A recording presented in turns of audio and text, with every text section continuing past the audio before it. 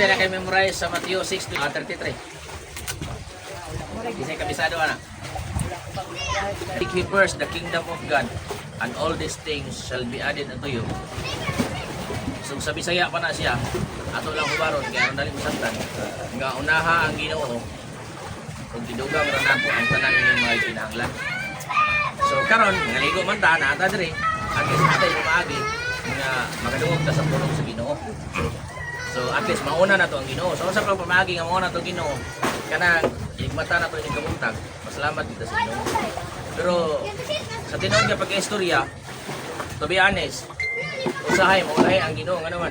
Pag muring ang cellphone sa mga gabi, malantaw mo yung cellphone, dili pa magkakapahig pasalamat sa Ginoo. No? Di ba?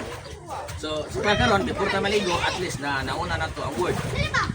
Nalagoy basahon sa kuan. Kining Salmo.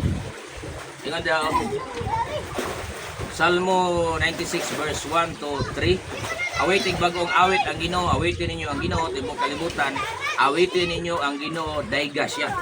Matag adlaw isangyaw ang maayong balita.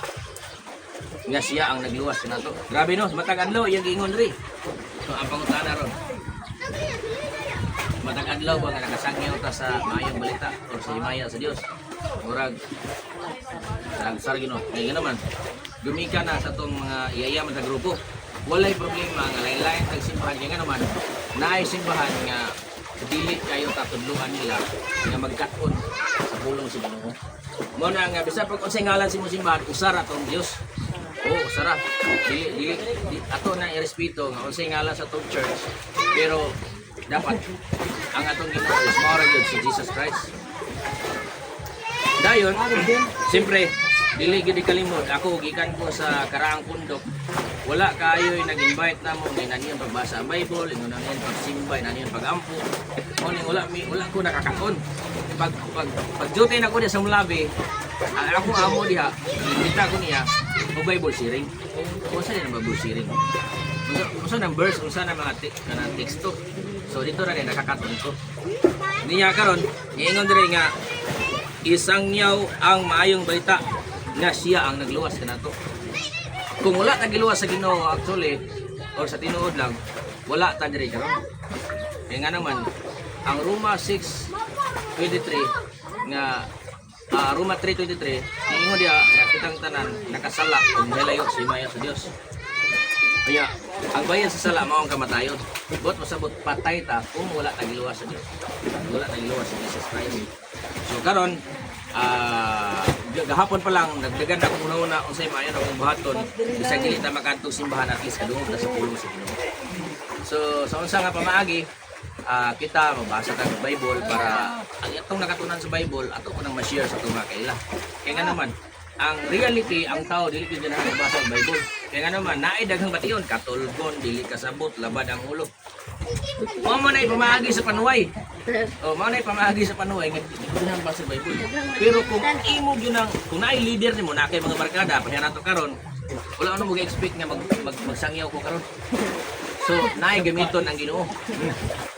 Naay gamiton ang Ginoo para sa pagsangyaw sa pulong sa Ginoo.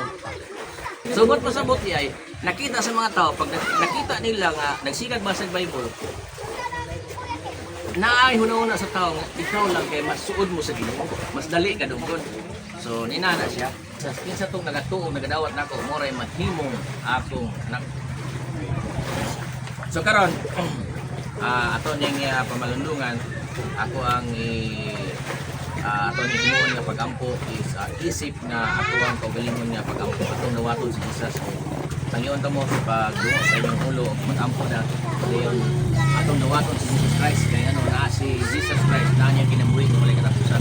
So pinaagi sa tong pag-accept, pag-confess madawat na to ang walay katapusan makamaton kag kaluwasan. Ginoong Hesus, ako kang gidawat nga Ginoo optik panalikod sa akong kinabuhi. Ginoong Hesus, napasaylo ako sa akong mga sala gikan sa pagkabata hangtod karon. Pasaylo ako Ginoo sa tanan akong mga kalapasan, hinduy ko. Ginoong Hesus, sugad karon Akong itugyan akong kinabuhi sa pag-alaga diya kanino. In Jesus name. Amen. Okay.